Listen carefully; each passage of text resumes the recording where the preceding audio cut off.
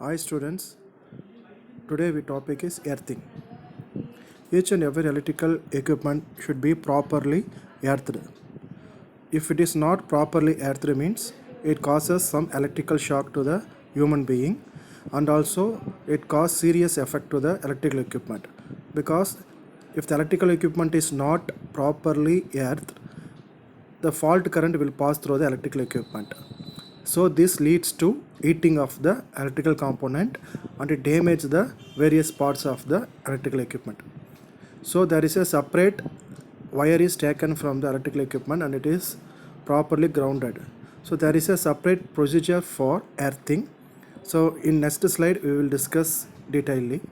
So first we will see what is mean by earthing. Earthing is nothing but connecting the metal parts of electrical equipment and the system neutral to ground. So what are all the necessities of earthing? As I already said, to protect human life and animals from electrical shock due to leakage. A leakage means a fault current. A fault current will takes place at any time. So this fault current will make electrical shock and also damage the equipment. So next point, to protect the equipment, to permit the equipment function correctly and to ensure reliability of supply. Here the term reliability means ability of the system to remain its stable state even after a disturbances. That is, if any sudden disturbances takes place means the stability of the system should not be disturbed. So these are all the four necessities for a proper earthing. Next, continuation of earthing. So earthing is also termed as an grounding. It's an electrical network. It's an essential safety features which can protect equipment from electrical faults and save lives. When live wire touches the ground metallic section, the bond of the high voltage is safely directed towards the ground. So a fault current will takes place by many ways. By means of an two conductors when come into contact, it causes fault current, and the lightning effect also which causes an fault current. So due to this lightning effect and two conductors touch together, it causes a fault current and it increases the voltage level.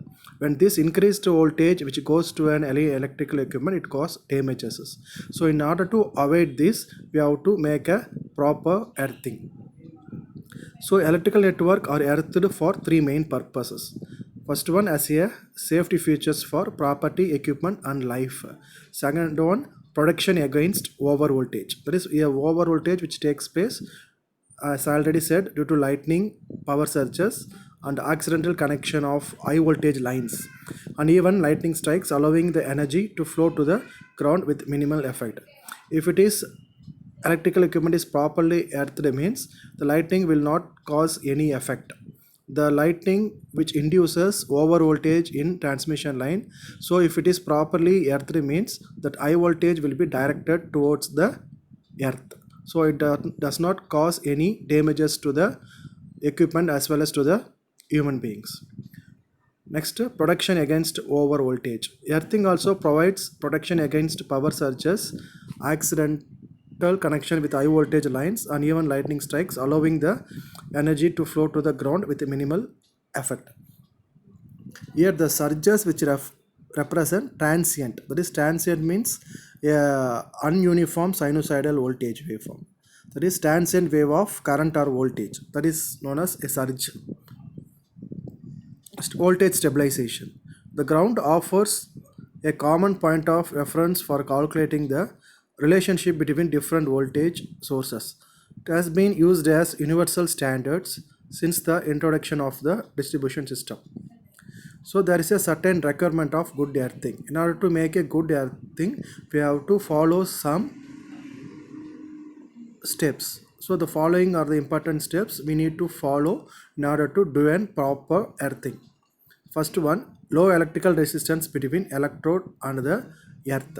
Good corrosion resistance. Ability to carry high value of fault or leakage current rapidly. Ability to perform the above function for a minimum period of 30 years. Next, factors of low soil resistivity. It consists of three points. First one, moisture content of the soil, chemical composition of the soil such as salt content of the soil, and temperature of the soil, which may plays a major key role. Here, if the moisture content of the soil which reduces means there may be a possibility of poor earthing. So the soil moisture content should be maintained at a certain level. That is, moisture should not go low. It should be maintained to a greater extent. Otherwise, the low moisture content which make the soil to leakage. So it leads to electrical shock and which cause poor earthing. Next one, types of earthing. Two types of earthing, system earthing and equipment earthing. First we will see system earthing. Earthing associated with current carrying conductor is known as system earthing. That is, this type of earthing is directly given to the current carrying conductor. For example, in transmission line we will give an earthing. So that is known as a system earthing. That is, we are giving a connection to a live transmission line which carries a current. Next one, equipment earthing. That we actually gives earthing to any electrical equipment. The outside part of the electrical equipment is properly earthed by means of connecting a wire from any bolt of the equipment to the ground. So it avoids leakage current which takes place in the outermost part of the electrical equipment. Next, specification of earth wire. Odd-drawn bar copper conductor 14 SWG. Here the SWG refers to standard wire gauge. As to 250 volt 2.5 mm square PVC polyvinyl chlorine insulated multi-standard copper wire. So polyvinyl cable normally we will use as a pipe copper wire. Next, odd-drawn bare copper conductor number 8 SWG or galvanized iron wire number 8 SWG. These are all the some specific standard for earth wire. While selecting the earth wire, these are all the things that we have to make it note. Next, difference between the neutral and earth wire. First one, neutral wire. The lead taken from the star point of a distribution transformer is called neutral. Earth wire. The lead taken from the earth electrode used in the earth is called earth wire. If the load on three-phase system is unbalanced, then current flow will be in neutral. During fault period, only fault current will flow in earth wire in case of during fault. Next, neutral is used for tapping single phase supply for the load. Earth wire is used to safeguard life from electric shock.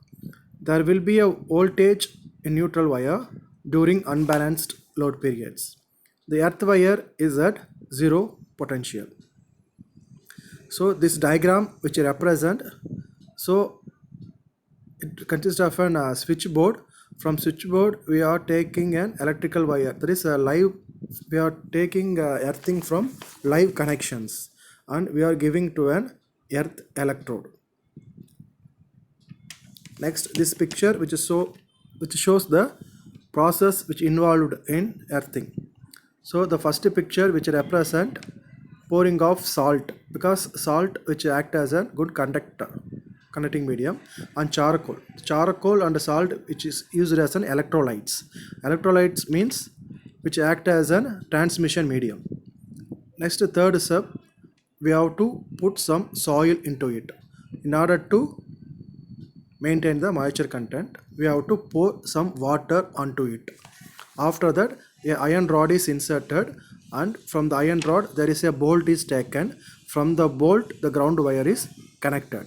So these are the major process which is involved in earthing. Next one, earth resistivity. The resistance of the earthing system is affected by a variety of factors. First one, soil resistance, the composition of the soil, grain size and distribution. Moisture, up to 50% of water content significantly changes the resistivity. Behind that it has a little effect. So the moisture content should be maintained up to the 50 percentage. If it is less than, means it leads to an electrical shock and it leads to poor earthing. Dissolved salt. Pure water has very low conductivity. Salt is an electrolyte that reduces the resistance when it is dissolved in water. Next one, obstruction. Near concrete building nearby of rocks in the soil underneath the earthing system can increase its resistance. So there should be, we have to while putting an earthing, we have to check is any concrete building is nearby.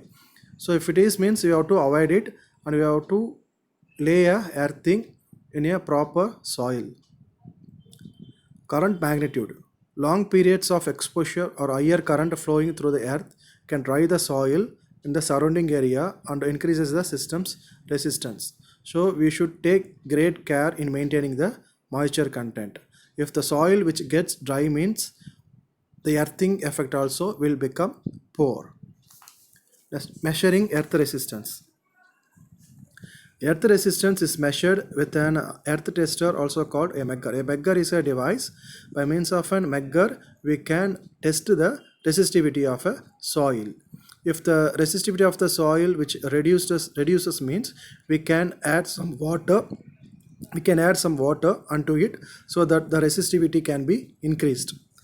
Here the megger which can test the resistance across